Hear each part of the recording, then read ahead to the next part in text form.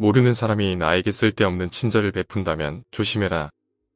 초등학교 6학년 시절에 겪었던 일입니다. 저는 한창 중학교 입시 대비해서 다른 건 다 제쳐두고서라도 영어 공부를 위해 학원을 늦게 다니기도 했습니다. 영어회화 문법 학원으로 당시에는 하버드 학원, 지금은 제 나이 학원이라고 이름을 바꾼 곳에 다녔었지요.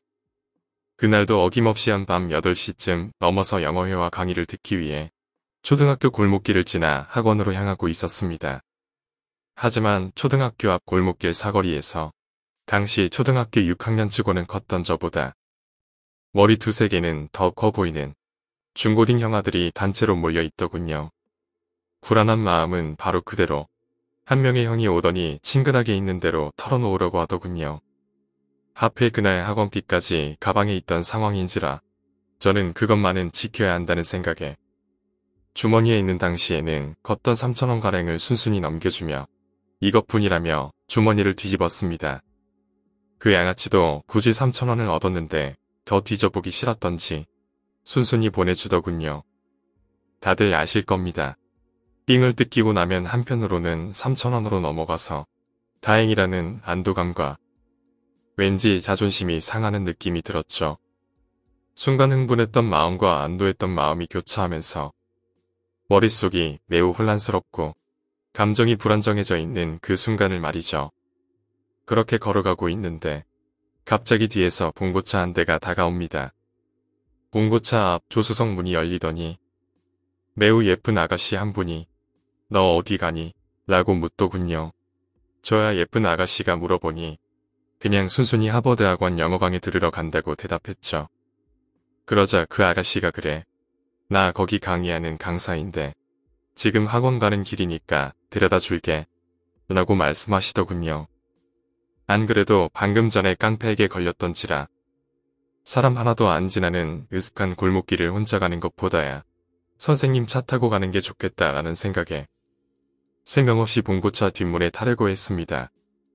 그렇게 발걸음을 옮기는 순간 갑자기 뒤통수에 탁 치는 생각이 떠올랐습니다. 왜 여기서 100m도 남지 않은 거리에 있는 학원에 굳이 봉고차로 태워주려고 하시는 거지? 사실 그 장소가 아파트에 가려 있어서 그렇지. 조금만 가서 모퉁이만 돌아 길만 건너면 학원에 거의 다다른 곳이었습니다. 굳이 이렇게 가까운 거리에 있는 학원에 어째서 차를 태워주려는 건지 의심이 가더군요. 하지만 다들 아실 겁니다. 아무렇지 않게 타려던 행위를 멈추고 갑자기 안 탄다고 하면 괜히 호의를 베푼 사람에게 실례인 것 같고 또는 만약 유괴범이라 하더라도 갑자기 안 타려고 하면 강제로 데려갈 것 같고 그리고 또한 설마 이렇게 연약한 여자가 혼자서 뭘 하겠어 하는 생각 그리고 결정적으로는 설마 내가 유괴가 된다고 유괴는 남의 이야기지 라는 생각이 들었죠.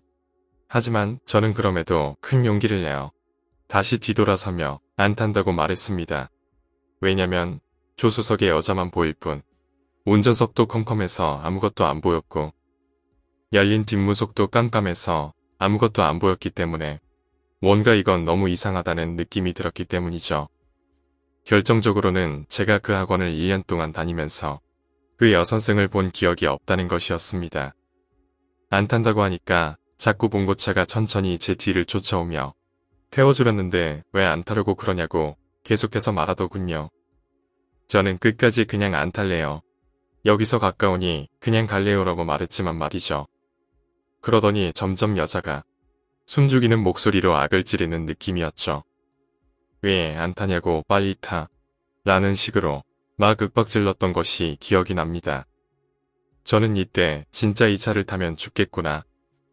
이러다 저 뒷문 속에서 누군가 튀어나와 날 강제로라도 잡아가겠구나 하며 어찌할 바를 모르고 있던 찰나 저 멀리서 아주머니 한 분이 쇼핑을 하고 오시는지 장바구니를 들고 오시더군요. 저는 도저히 달리지는 못하겠어서 달리듯 걸어서 그 아주머니 곁으로 갔죠. 그러더니 봉고차는 말없이 저를 지나가더군요. 만약 제가 그 차를 탔다면 어떻게 됐을까요? 이 사건의 장소는 바로 쌍문동 창경초등학교 앞 골목이었죠. 즉 창경초등학교와 세라믹 아파트 사이에 있는 골목길에서 일어난 일입니다. 제가 정확한 장소를 밝히는 바는 이 근처에 사시고 계시는 분들이 유괴는 자기와는 전혀 동떨어진 장소에서 동떨어진 사람에게 일어나는 것이 아님을 느꼈으면 하는 바람 때문입니다. 유괴는 어렸을 때만 조심하면 되는 것이 아닙니다. 저는 24살의 청년 때도 다른 수법에 당할 뻔했습니다. 오랜만에 오후 수업이 휴강이라 일찍 끝나고 자취방에 돌아오던 중 어떤 할머니가 애타게 저를 부르더군요. 그래서 다가갔더니 할머니가 말씀하시길 청년, 우리 집 다리미가 고장이 났어. 고칠 수 있겠어? 라고 하시더군요. 저야 당연히 못 고치니까 전파상이나 근처 전자상가에 한번 가보시라고 말씀드렸죠. 하지만 그 할머니는 끝까지 청년이 고쳐줘. 그냥 청년이 우리 집에 잠깐 와서 다리미가 어떤지 좀 봐줘. 이러시더군요. 저는 사실 이때까지만 해도 할머니께서 힘드셔서 아무나 붙잡고 계속 말씀하시나 생각했습니다.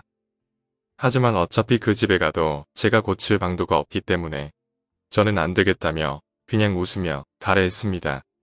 그런데 뒤에서 할머니께서 하시는 말씀이 저에게 이건 유괴다 라는 확신을 갖게 했습니다. 이 할매는 나쁜 사람이 아니야. 아무 일 없을 테니까 걱정 말고 좀 도와줘. 생각해보세요. 정상적인 할머니 생각으로 청년이 못 고쳐드리겠다고 떠나면 저 청년이 능력이 없거나 귀찮거나 해서 가는 가겠구나 생각하지. 할머니가 의심이 가서 그냥 간다고 생각하겠습니까? 어렸을 초등학교 시절 들었던 그 아가씨도 똑같은 소리를 했습니다. 선생님 나쁜 사람 아니야. 학원까지만 데려다 줄게라고 말이죠. 절대 이런 소리 하시는 분의 말을 믿으시면 안 됩니다. 저는 갑자기 등골에 소름이 돋아서 길을 건너고 뒤를 돌아보니 할머니는 어디론가 가고 사라지셨더군요. 항상 조심해야 하는 건 유괴는 남의 일이 아니다. 그렇기 때문에 어려운 사람에게 과도한 친절 행위는 자신을 위협하게 만든다. 라는 겁니다. 사실 세상이 삭막하다고는 하지만 어려운 분을 도와주시는 착하신 분들이 있습니다. 문제는 그런 것을 악용하는 자가 세상에 너무 많다는 것입니다. 조심하세요. 절대 남의 이야기 아닙니다. 이 사건은 충북대학교 수의대길 내려와서 설봉당 건너편에 있는 크라운 제과점이나 그 옆 골목에서 일어난 일입니다. 오늘 이야기는 여기까지입니다. 오늘 이야기가 재미있으셨다면 구독과 좋아요, 댓글 부탁드립니다. 댓글은 저에게 큰 힘이 됩니다. 감사합니다.